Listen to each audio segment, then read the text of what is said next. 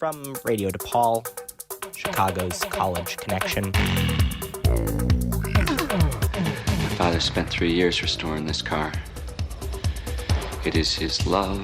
It is his passion. I'm Michael Cera, and human skin is my passion. I learned to feel things I'd never felt before. Love, jealousy, passion for disemboweling. Look at all the passion on that wall. Well, jazz flute has always been a small passion of mine. It's a bathroom. It's not just a bathroom, David, it's a passion project. My passion project. Destroying someone else's passion project. This is Passion Project with your host, Peyton Baisden. Hey, you. What's up, fan of the show? Just one. This one's just for you, fan. This is your own personal episode. So excited that you decided to join us today. And we are doing this just for you. When we were starting our episode today, I noticed, typically I move some of the clutter out of the space, so I can really take that moment to, really use this whole table area, in a way that feels most comfortable and exciting for me. And when I cleared out the keyboard, I noticed there was a Staples No. 2 pencil. And that was really exciting to me, and I'm planning on holding it for the entirety of the episode. We'll see how that goes. I'm setting that goal now at the beginning, so I have something to live up to, something to work towards. And that is something that's really special and interesting and exciting that's happening today, but I would argue it's not the most special or interesting thing that's exciting thing that's happening today. I'd argue it's the second most interesting, exciting thing that's happening today, because the most interesting and exciting thing that is happening today is that we have a very special new guest, never before seen, ever. This is the first time this person has been perceived, which is super exciting, and I'm so grateful you chose to reveal yourself on today's show. What's up? Who are you? Hi, I'm so glad to be here. My name is Patrick Healy, and I'm here to talk about the Beatles, I suppose. That's fantastic. I'm really excited you're here. Me and Patrick, we met once. That's how we know each other. I'm trying to remember the first significant interaction we had. I don't know if you can think all the way back. I just remember talking to you a few times, and I'm like, this guy seems chill. My first significant interaction with you, I think, is when you told that random man at Messfest that you considered us friends. Oh, yeah. I remember that. And I'm glad I told a random person that and not you. Yeah, but I heard it in passing, so That's it good. Really meant something to me. That's really beautiful, yeah.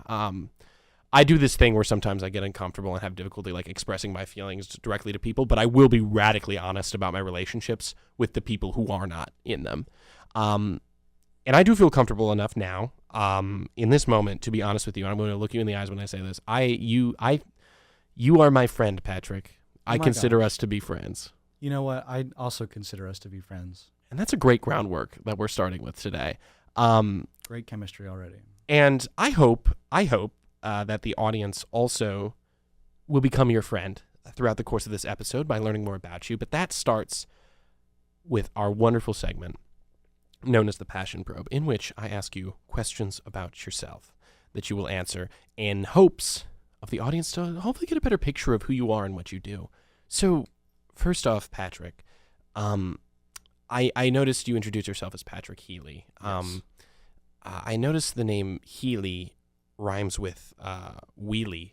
Do you consider yourself a person who's inclined to motorsports or wheel-based activities? Well, I did go through a wheelie phase in my elementary school days, but that soon stopped after I fell down really hard and I hurt myself and I cried in front of everybody. Oh no. But other than that, I drove my old high school car until one of the wheels fell off. So I'm just sticking to buses and public transport right now. Right now. Do you ever wonder, it seems there's a pattern in your life of every single time you operate something wheel-based, it ends in tragedy. Is that something you think about? I don't want to put that on you. I try not to think about it because my fallback is CTA bus driver. Mm-hmm. But, if worse comes to worse, I think I could handle that. Okay. I can handle anything that comes at me if I'm at the wheel of a CTA bus. That's very true. One thing I have learned about you, and I'd like the audience to know, is you are tenacious. You persevere no matter the circumstances, you are very capable. And that is something I've always admired about you. Thank you. Of course. Another thing that I've always found interesting about you is you. I will reveal to the audience a big part of our friendship, a way that manifests is I will play games at your home sometimes. Yes, you've got to come back. I will. Do it again. I will soon because I yearn for games. Are there what is your? Do you have a favorite game? Is that too difficult a question, or do you have a game that you really enjoy? You know, a game that I really enjoy, I think that Monopoly is a classic. Mm-hmm. Because people always say that it goes on way too long, but if you're in the company of friends, it doesn't go on long enough.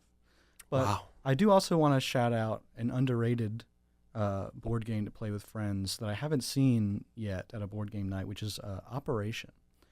I feel like that could go pretty well at a board game night. Operation, the game where there's the guy on the table and you have the little metal tweezers and it like shocks you, or like he gets really upset when you touch him. When I was a kid, that was my big game, and I want to bring it back. Interesting. It needs a resurgence. It's a classic game. It's very quintessential game. When I think like games you play, especially board games, I think that's in the pantheon of greatest. One of the greats. Like Twisters. Twisters. Not Twisters starring Glenn Powell. No, I prefer Twister. that over Twister. Really? I'm not a big fan of Twister. Not a very flexible guy, unfortunately. I played Twister recently, and I was struggling. Not physically very hard. Like, the hardest part of that game is just, like, being on all fours for, like, 20 minutes. Like, that's very taxing. I never felt twisted in any particular way. I was like, this is a very normal position to be in. It's just hard to hold because I'm, like, squatting. Yeah, the whole game of Twister is just, like, how long can you hold this really weird plank? Mm-hmm. And it's never that long. And then the other game is sometimes you get uncomfortably close to somebody, and you're like, is this really what I want right now? Really just a bad time for everyone involved. It is. But it has fans. And no judgment if you are a fan of Twister, the one person listening. We hear you, we see you. We think your game is fun. And I would play with you, but just know I may not have fun. I'll brave through it for you. That's really beautiful. And speaking of beautiful, there is a question that I posed on the Passion Probe a while ago. And it is one of my favorite questions that's come up, and it is particularly relevant to today's episode. So typically, the question is, if you're not familiar, a hit film came out a few years ago called Yesterday, in which the world, this guy was transported to an alternate world. Some incident happened to him, and he woke up in a world where the Beatles never existed. He was hit by a car. And then he woke up, and the Beatles disappeared. People are like, who are these guys? And he then took it upon himself to redo all the Beatles music, and he like gained fame and glory by basically reinventing the Beatles, but it was just him. And you know, the challenges and pitfalls of that was the sort of plot of the film. Mm-hmm. And I typically like to ask people what musical artist they would yesterday like they could do. Ooh. Which I will ask you that, and then like I will follow up. So first question, is there an artist you think you could yesterday? That I think I could yesterday. Dang. I mean, I'm not that very skilled, but I feel like I would say the Beatles. Mm-hmm. But I don't know if the Beatles, that's the big thing I have with this movie Yesterday, is that if the Beatles never existed, I think things would be a lot different. Right. But if I had to choose one artist, if they never existed to do their music, have you heard of Bushy One String? Brushy One String? Brushy One String. Chicken in the Corn. Chicken in the Corn. Classic. Yes. Just one string. Mm-hmm. I feel like that's not really a lot of pressure for me. No, it's not. But I mean, he was pretty viral a couple years ago, so he's quite talented as well. I think I could take that.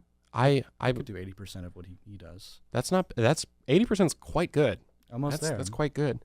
Yeah. And I guess my follow-up would be, how successful do you think you would be if you were put in that position and you had to recreate the Beatles? If I had to recreate the Beatles, I think I could do something with it. I think I could be like a niche micro celebrity, mm-hmm. because I think one of the big reasons of the success of the Beatles is just like the time period that they're in. Right. Because if I just came out right now with Twist and Shout mm-hmm. or something like that, people may not be too perceptive for it, because all the people that were really into the Beatles when they were first starting out are unfortunately dead or dying. Oh, it's quite sad. Quite sad, but we're still out there. Right. I feel like if Thriving you, community. yeah, shout out Beatles fans, rise up. All my Beatlers out there. I presume we'll get more into it. The sort of phenomenon of the Beatles and all of that. But I do think you raise a great point that if Twist and Shout was quite the banger when it was released. It was like crazy. It's like, well, we're dancing, we're twisting, and we're shouting. It was the Brad of like 1963. Exactly. And if you were to release that in the year of our Lord 2025, I think people would be like, really? That's it? I think what I would have to do is just do it exactly how they do it, but just put some bass boosted 808s in there, some trumpets perhaps. Yeah. Add a twist and maybe a shout or two. Exactly. I think that would work really well with the youth today. Thank you. Thank you, Patrick, for participating in the time-honored tradition of the Passion Probe. Hey, it felt great. It felt amazing. I'm really glad it was a positive experience for you. 100%. That's what I really strive to cultivate in the studio and with this segment. So thank you so much for your participation. And now it's time. Patrick, who are the Beatles? What are the Beatles? Okay. Help me out. Let me spin some things down. Okay. Mm-hmm. So the Beatles are a British rock band from the 60s, started, I believe, in 1962 or 3, and went all the way to 1969. God rest their souls. Mm-hmm. And they started with the duo of John Lennon and Paul McCartney, and then they picked up a certain George Harrison, who was 2 years younger than the both of them, who was Paul McCartney's friend at the time. And then they went to Hamburg, Germany, with their good friend Pete Best, who is their drummer. And unfortunately, as it turns out, Pete Best was not the best. So they got Ringo Starr, who had his own whole thing going on before he met the Beatles. But that's what he's known for now. And he was like 3 years older than all of them. So he was kind of like a father figure to them in many respects in those early years. That's really beautiful. And then they played the shows in Hamburg, and well, the rest is history. That's really beautiful. So the Beatles, recording artists, they're a band, widely considered to be one of the greatest by some, if not the greatest. What do the Beatles mean to you? What is their sort of impact and legacy? Like, how did they come into the sphere of Patrick? I think, well, their impact and legacy to me is they really encapsulated the change in not only music, but just popular culture from like post-World War II to like the 60s and 70s, the counterculture movement, if you would like to call it. Because, I mean, after World War II ended, Britain and a lot of other countries were, quite in shock, quite depressed. Right. And so, first things first, they started making a lot of babies, baby boom. Shout out. And second, they got really into this little thing called rock and roll, which originated from the African-American blues musicians in the South and Chicago, from where we're from, and especially shout out to a certain Chuck Berry, who John Lennon attributes most of his je ne sais quoi from. I don't know if that's the correct usage of that term. Sure. And then they were all in Liverpool, and Liverpool is a port city, so they heard all the rock and roll coming through. And then, all these people in Britain were just, sitting with tea in their top hats, listening to things on the gramophone. And suddenly these young boys in these small clubs are just like totally rocking out. Because, when you think of the early Beatles, like you just imagine like them in their matching suits. Very much in their their suits. Their little things. But before they got big, before they got noticed by their famous manager Brian Epstein, no relation, they were quite the rockin' bunch. They would scream and holler, and they would twist and shout. And it was the craziest thing that those poor old British people had ever heard. Interesting. And it changed the game. So would you say, I mean, certainly they were a large part of this like counterculture movement. Do you they were also quite popular at the time from what I gather. Beatles mania was real. It happened. And I think also because there was represented this sort of like big cultural shift, I think a lot of fans of the old world, of the old musical canon, perhaps the elderly of the 1940s, were not very receptive. They were not very receptive at all, especially the United States, because the United States had Elvis, and I mean a lot of people weren't really messing around with Elvis at that time. But I mean, at least he was a good old country boy from heart and soil United States of America. And when they hear these British boys from faraway lands making their daughters happy for the first times in their lives, they were not having it. And this reminds me of one of the reasons that they stopped touring, aside from Beatlemania. It was really crazy because in their stadiums they could not hear themselves play because of how loud their fans were. But they were on tour, and John Lennon, of course, having to be the funniest guy in the room, mentioned that the Beatles were now more popular than Jesus. Oh, yes. The big scandal. Yes. And if you didn't know, Jesus is a pretty popular guy in the United States. So a lot of people were not having that. And they got death threats over that even. Wow. I know. They had album burnings, and they vowed never to come back to the States ever again. Wow. Yeah. And then John Lennon came back to the States, and look what happened to him. So, honestly, a good idea for the rest of them to stay away as well. But I do think Ringo lives in L.A., so. Good for Ringo. Ringo has always maintained an air of mystery to me and intrigue. But let's break that down. The Beatles, as you said, currently, well, not currently, there's two of them currently, historically, have been comprised of four guys, four dudes, who all over time have sort of cultivated their own legacy in culture and vibe.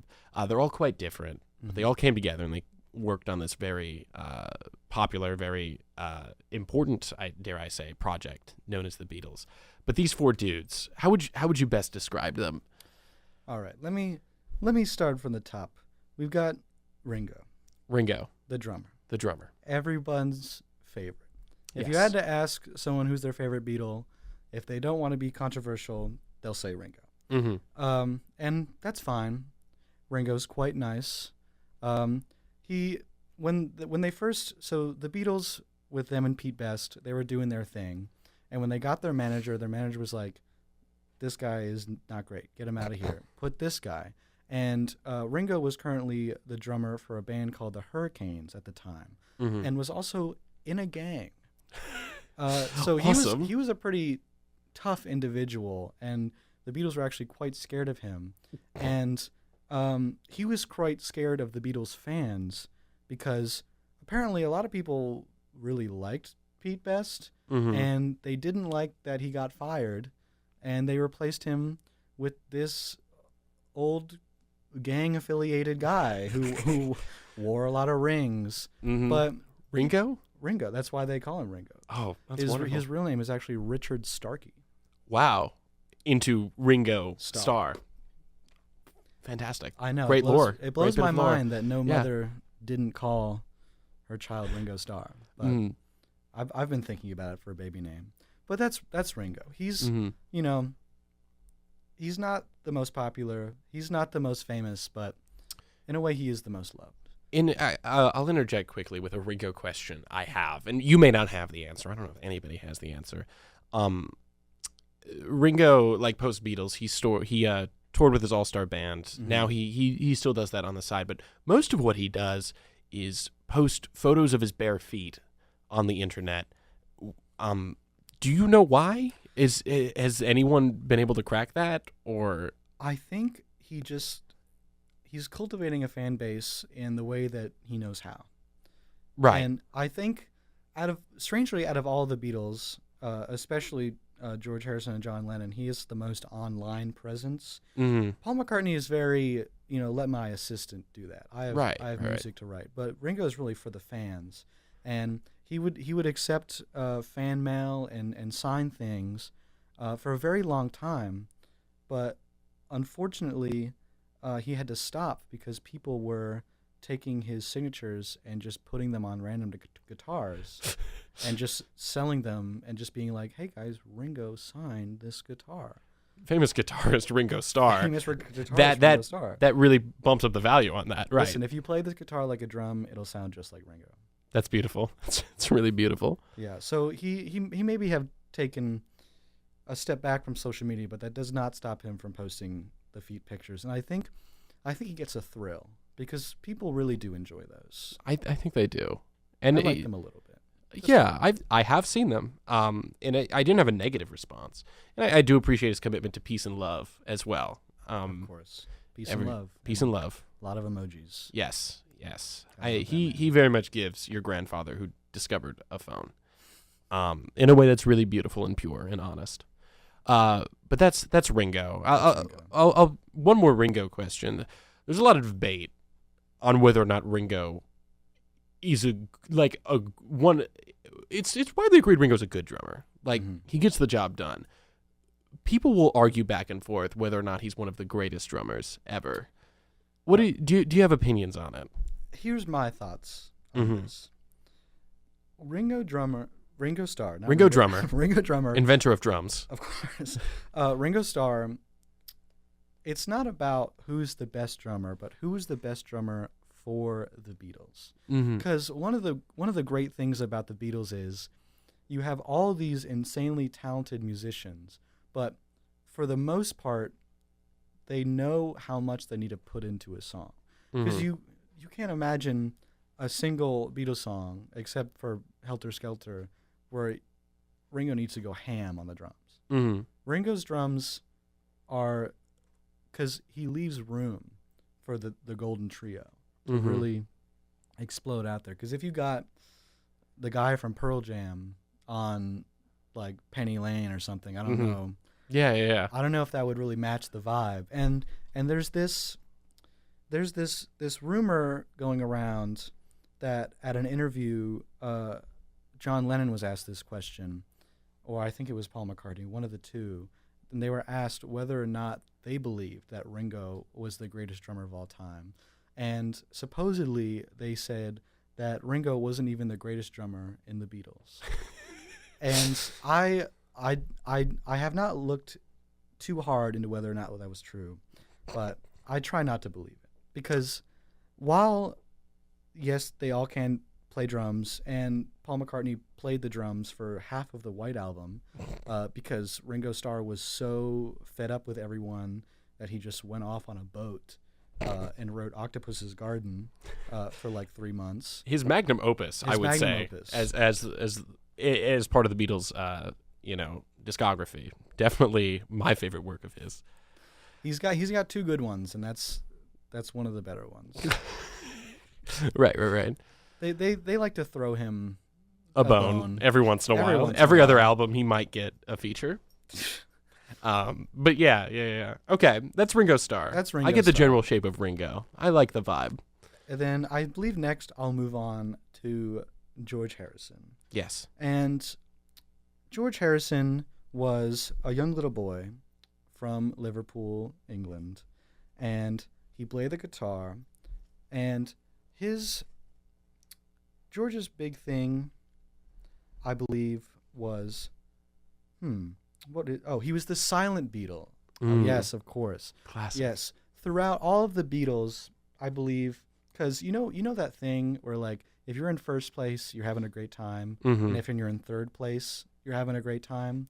Uh-huh. But if you're second place, you're like, well, dang, I Right. didn't get first place. Mm-hmm. First place is Paul McCartney and John Lennon. Third place is Ringo, and George is kind of like stuck in the middle.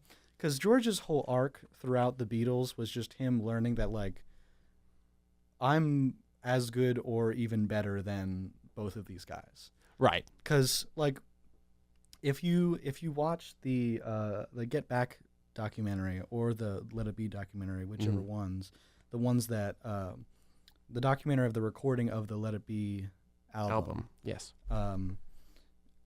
George walked out. Mm-hmm. He decided just to go home because he didn't want to be there. He felt that he had so much more to offer, but the way that the Beatles worked was Paul McCartney and John Lennon would get like 9 songs. Mm-hmm. They would give George 2, Mm-hmm. and then let Ringo either write or just sing one. And that was pretty much how it was for the entire state of the Beatles. They did not change that like at all. That was their formula. But the thing about that is George Harrison just keeps writing really great songs. Mm-hmm. So as soon as the Beatles broke up, he put out a double album of all the songs that he had wrote in that period, of all these songs they didn't put in, called All Things Must Pass. Mm-hmm. And if you listen to that album, you will hate Paul McCartney and John Lennon.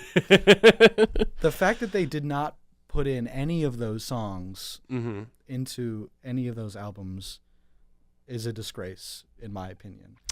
I will say I do have a strong George Harrison bias. I think his art is really strong and it really speaks to me. Mm-hmm. And I do. I like the Beatles for what they do, but I really get a lot of your opinions because it was crazy. He releases this album at that time, by far the most successful like solo career any of them have had. Mm-hmm. He's probably my favorite solo artist of the Beatles. That I really love a lot of that stuff. Got My Mind Set on You. So Classic. good. Classic. That's real art. Okay. I will say, however, like something I think is one of the Beatles' best songs. Mm-hmm. Top 3 for me, perhaps even top 2. And like that's that magic. That's that good stuff. And it was a shame. Lennon and McCartney do great work. Mm-hmm. They do, but like to underutilize such an asset. Like It's tragic. They have big heads, but Mhm. I kind of understand it if you're Paul McCartney or John Lennon. Mm-hmm. But and also another thing about George Harrison is he was also the spiritual Beatle. He was very big into when they went to India that time. He fell in love, and he fell in love with the religion, the culture, and what you might know most is the sitar, Mm-hmm. which was first premiered on Sgt. Pepper's with Tomorrow Never Knows, which crazy thing to hear in the year 1965. Right. Blew a lot of people's minds, and sitar was a great big part of that. And he actually was taught directly by the great sitarist himself. I'm gonna feel bad if I mispronounce this. Ravi Shankar, I believe, very famous for his sitar work, and was taught George Harrison directly. And George Harrison would continue to go back to India till the end of his life, I presume. He continued to be a very spiritual guy. And again, if you watch the highly recommended Get Back documentary, you notice that he has pals that he would bring in to the studio that were Hare Krishna guys, which are, I have no idea what they're about. The only thing I know about them is they wear silk robes, are bald, and like to hand out flowers at the airport. Awesome. And apparently he really liked them. He really vibed with them, and he got their vibe. That's really beautiful. George Harrison's whole arc was from being the youngest, the quietest, the most put down, to really the most radical out of all of them at the end. Because at the end, John Lennon was addicted to heroin. Paul McCartney was a drama queen. Ringo Starr was there. And George Harrison was just rocking out in India with all these great songs that apparently no one wanted to hear, which is a shame. It is a shame. One of my favorite things about George, this really isn't about him, but like very much on display in the documentary. One of the most beautiful guitars I've ever seen is that like pink one that's got like kind of like the rainbow. It feels very rainbow, but it's like pink, and it's like one of the most beautiful guitars I've ever seen. And I think about it often. And that was his. It's at a museum somewhere. I'm fairly certain. Hey, well, it won't be for long. Yes, I'm gonna steal it. Thank you. For me. Oh, I'll let you look at it. I'd just be happy to watch you play on it. I'll be sure. I'll take that. As long as I can be in the same room, that'll be enough. Hey, I'll set you up. Thank Don't you. worry about it. Thank you. I really appreciate it. That you're willing to go out on a limb. Hey, we're friends. We are friends, that's what and I'm friends willing do. to say that to you now, to your face. Makes me feel great every time I hear it. Thank you, friend. But moving on. Moving to the on. next Beatle. To the next Beatle. Who to save for last? You know, I don't know. I think I'll hit up a Paul McCartney for last. Okay. Paul McCartney has written too many songs. Mm-hmm. He's 80-something years old and is still writing music. He's on tour right now. Currently, yes. Currently on tour, which is insane for a man of that age. But you forget, he has been vegan for a very long time. Oh, yes. So Yes. he will probably live forever. Mm-hmm. But Paul McCartney, so much to say about Paul McCartney. The first thing I just got to get off my chest about Paul McCartney is that him and John Lennon had to have been in some sort of homoerotic relationship. Uh-huh. Because there is a Beatles fan base out there that ship John Lennon and Paul McCartney. It's called Mick Lennon. And you know, I feel bad to say this, but I too have become radicalized. I see. Through this Mick Lennon pipeline. Mm-hmm. Because I mean, there's the old Hamburg stories. Mm-hmm. I'm not sure if you've heard about this, but they would, I don't know what the radio friendly term for this would be, but they would all get in a circle and pleasure themselves. They would explore each other's bodies, if you will. Uh-huh. In a dark room. And honestly, it was a great bonding experience, I believe. Well, that's fairly standard in most relationships, you know. Hey, classic bonding. Comedy Arts, our cohort, we've done that. Yeah. And of we're course. closer because of it. Universal experience. Mm-hmm. Yes, but I mean, Paul McCartney, and listen, okay, Paul McCartney is known as the cute Beatle. Paul McCartney was a total playboy during the Beatles. Paul McCartney had intimate relations with so many women. Mm-hmm. So many women. If you have a mother or grandmother from Liverpool, they banged Paul McCartney. That is a fact. Awesome. That is a fact. He loved drugs, and he loved banging broads. I don't know, however they said it back then. Right. And he wrote the song, what is it called? I Gotta Get You Into My Life. One of my favorites. I love that one. He wrote that song about marijuana. Really? That is true. He's like, I need more marijuana in my life. He fell in love. That's beautiful. When the Beatles, I won't try to stay on the drug topic for too long because radio. But when the Beatles first interacted with marijuana, it was given to them by Bob Dylan. Oh, shout out Bob Dylan. Shout from out music. Bob Dylan. Yes. Talk about Bob Dylan when we get to John Lennon. Mm-hmm. And also Ringo was the first one of them to accept it. Mm. They were all pretty scared, but Ringo. That's classic Ringo. Ringo, being the years older, gang affiliated drummer that he was, said, "Why the heck not? Right. Let's party." And I feel like I try to bring that energy into my life. That's really beautiful. There's a lot we can learn from the Beatles. But Paul McCartney loves 4 things. Mm-hmm. He likes women. Mm-hmm. He likes marijuana. Mm-hmm. He likes making music, Mm-hmm. and he likes leading the Beatles. Apparently, Right. Because they're valiant leader. yes, because one of the main reasons, I should say, well, the first reason they broke up was because just all of them wanted to make their own solo music because all of them were amazing musicians on their own. Mm-hmm. But the second thing was that Paul McCartney was getting a little too big for his britches in 1969. As John Lennon put, he was too focused on making his granny music, apparently. So if you enjoy When I'm 64, John Lennon would not like to hang out with you, unfortunately. Such a quaint song, such a classic ditty, but not in John's eyes. Not John's vibe, apparently. Mm-hmm. Apparently. Well, he has a very specific vibe, which we can discuss. We'll discuss that. We'll get into that.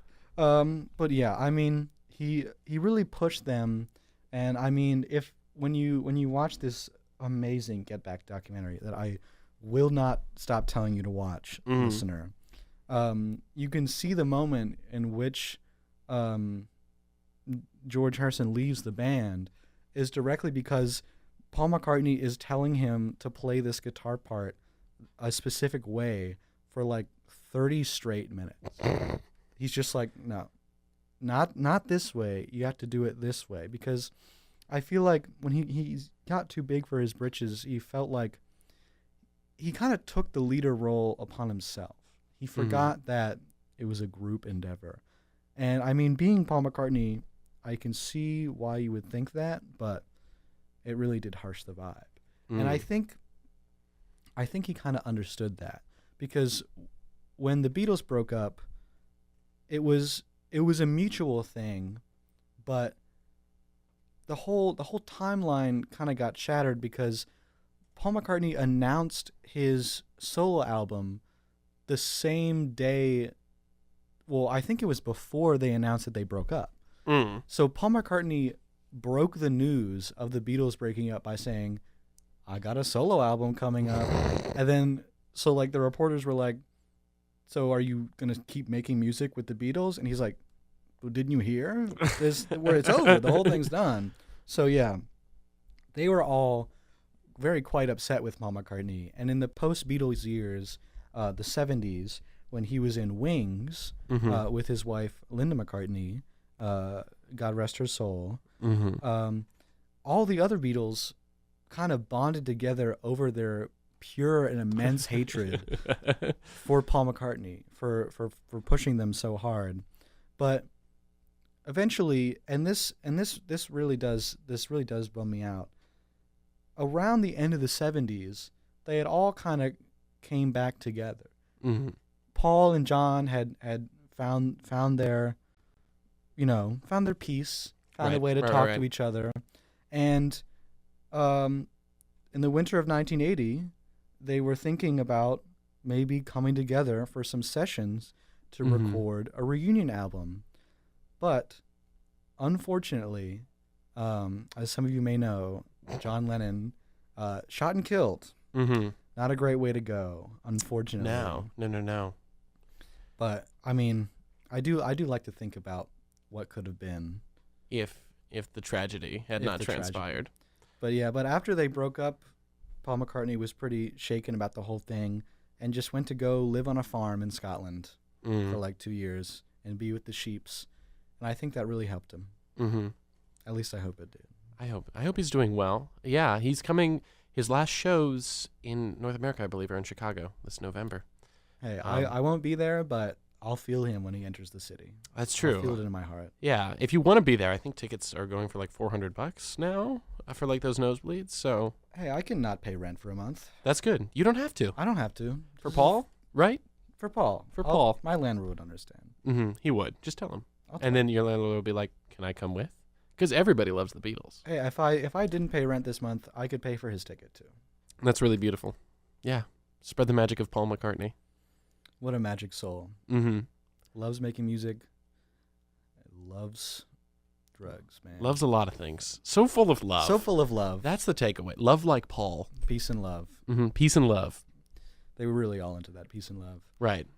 But do you have any more questions about Paul McCartney? No, I think I got a fairly solid picture about Paul. All right. Well, now we move on to the big star of the Beatles, as some Not to be people might confused say. with the Ringo Starr. Yes, Ringo Starr is the lowercase star in this scenario. Mm-hmm.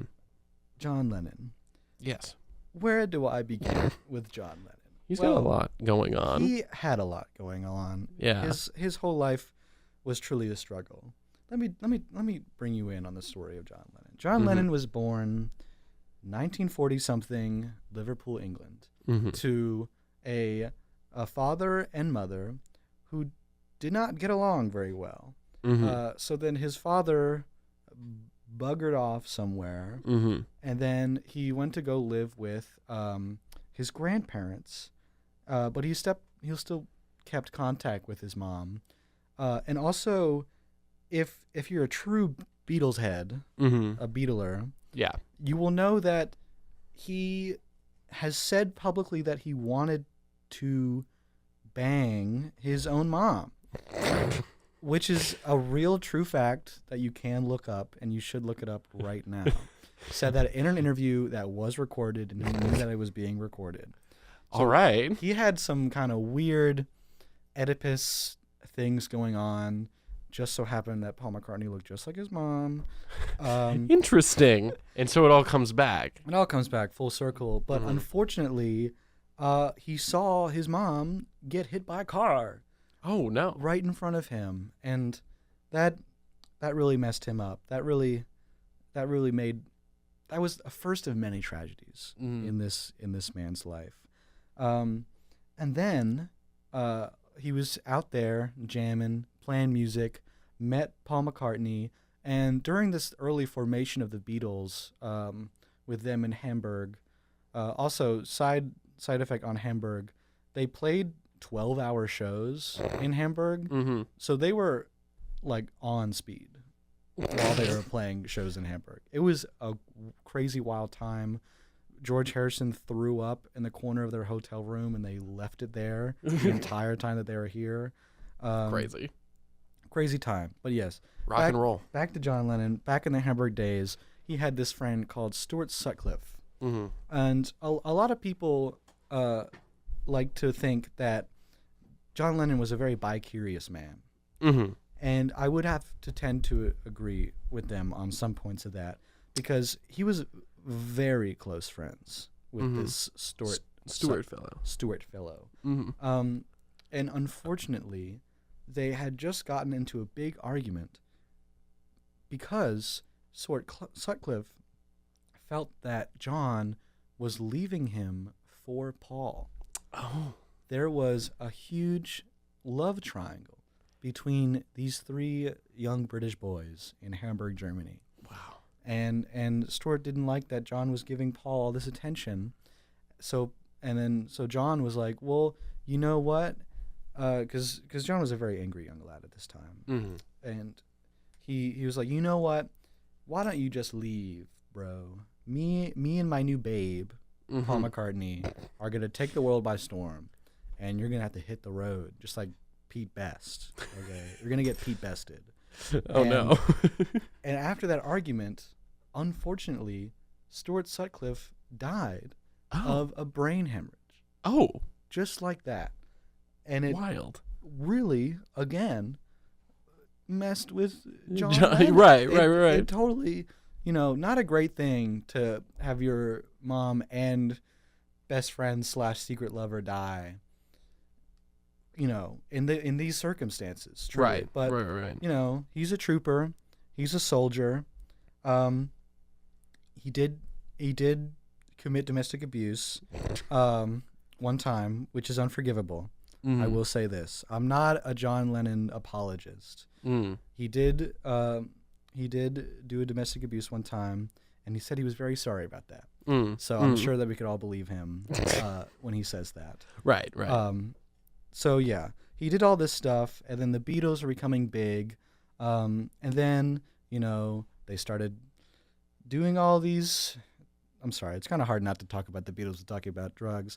But they did a whole lot of drugs, noticeably LSD, in which, I know I told you about this before, but their dentist, these boys had never done LSD before, and their dentist invited them over for just a spot of tea and slipped it into their tea without telling them.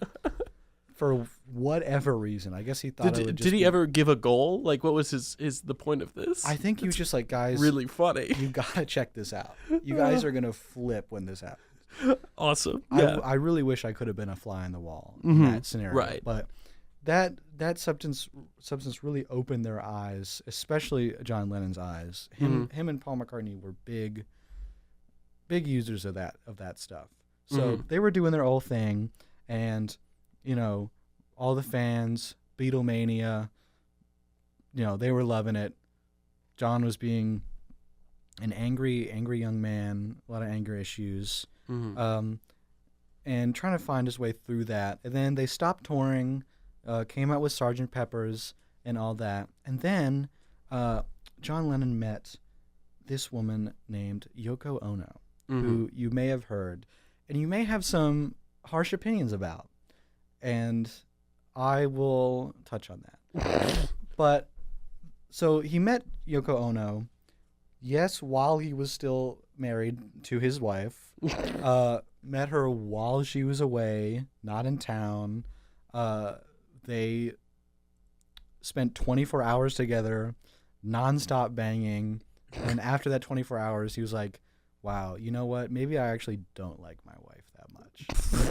Which is crazy. But, you know how rock stars are. That rock and roll lifestyle. They pioneered it. They really did. Yeah. Not really a great thing to pioneer, but they did. They did do it. They did do it. You know who to blame. And then so he met this Yoko Ono individual, and he truly fell in love because he finally found someone that matched his freak. And because when you listen to a John Lennon and Yoko album, you're not listening to music. No. You're listening to screeching sounds, repeated things. If you just want a little taste, listen to Revolution 9. That's a classic. On the White Album. Classic. Play that one on the commute to school every day. Really gets me pumped and moving. They are really into this type of music called music concrete, where you just play a bunch of sounds. But it was the 60s, and no one had done that before, so they thought they were really cooking. And also on the cover of all their albums, they're just naked. Like you can just see little John Lennon. Yeah. Just out there. And they, this being 60s Britain, they didn't really like putting naked people on their album covers. So they had to cover it in a little brown bag that just had cutouts. Cutouts for their faces. So, and that's the image you see on Spotify, is just brown with their faces cut out. But Spotify, if you're listening, if the CEO of Spotify is the one fan, yes, come on, man, bring back the original, bring back the good stuff. We're all adults here, right? We're only chill. Adults use Spotify. That's true. It's music is for adults. Music is people for with adults. taste. Yeah. Never heard a child listen to music. No, me neither. Never will. Yeah. But yeah, I do wish they brought it back. So yeah, and then once the Beatles, okay. So here's the thing. A lot of people put the blame on Yoko Ono for breaking up the Beatles, and I heavily disagree with that. And I think that the reason that they do put blame on Yoko Ono for breaking up the Beatles is because she's a woman, and you see that a lot with a lot of rock groups. Whenever something bad happens, they just find the closest woman to blame, and they just blame her for as long as they can. And it works for some people. But the thing about Yoko Ono, because they're always like, oh, she was in the studio and she was doing all this stuff. And yes, it's weird to have your wife bring a bed into your recording studio. But that's not the reason. That's not the reason. Even in this amazing Get Back documentary that I will continue to plug, Paul McCartney himself says that he would feel really bad if people attributed the breakup of the Beatles to Yoko just sitting on an amp. And unfortunately, that's just what happened. Wow. And the other Beatles were bringing in their wives at the same time too. So, it's not just Yoko, guys. Cut her a little slack. But yeah, they did do a lot of heroin together, which not a good thing. Don't do that. I disallow and don't like the use of any drugs. I want to make that very clear. That's beautiful. Yeah. And so during the whole recording of Let It Be and Abbey Road, John Lennon and Yoko Ono were going home and getting smacked out of their minds and then showing up like 3 hours late to rehearsal. So did not help the fastly degrading situation. But once the Beatles broke up, they said, look, we need to change our lives. We need to do something about it. So John Lennon and Yoko Ono decided to go to L.A. To meet this new therapist, and I forget his name, but this new type of therapy that he was pioneering was called primal scream therapy, and it's where you scream as loud as you can. That's it? That's it. That's wonderful. Pretty much it. It's just a little bit of regular therapy and just screaming really loud. I tried to get into that, got a lot of noise complaints, so maybe I'll just go to a spa or something. Yeah. But they got really into screaming, and that's why if you listen to a lot of John Lennon's and Yoko Ono's stuff right when the Beatles were breaking up, like a Plastic Ono band, they scream. Yeah. They were a screamo band in some songs. And it does sound ridiculous that this would help, but according to John Lennon, it really quite did.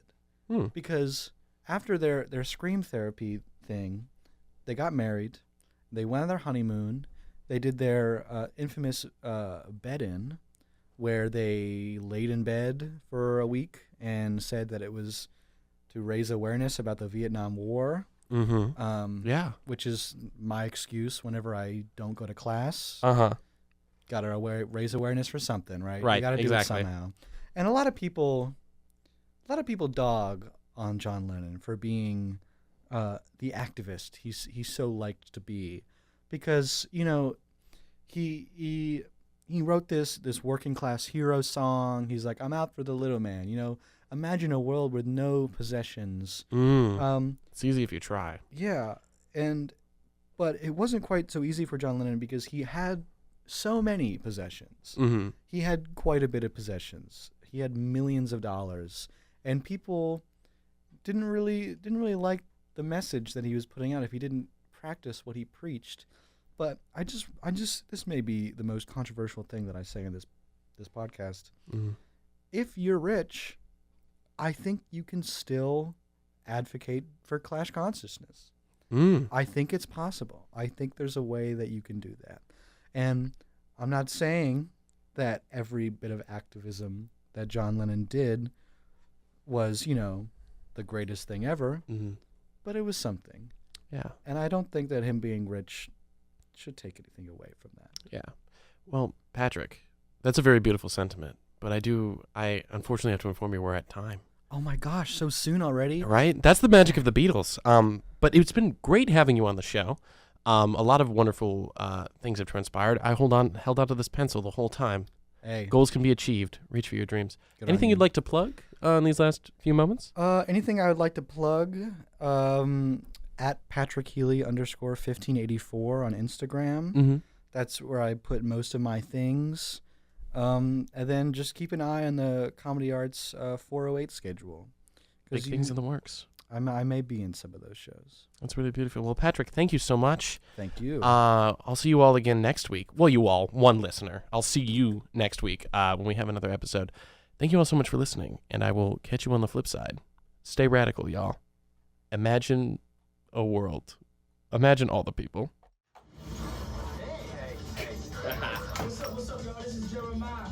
Fire.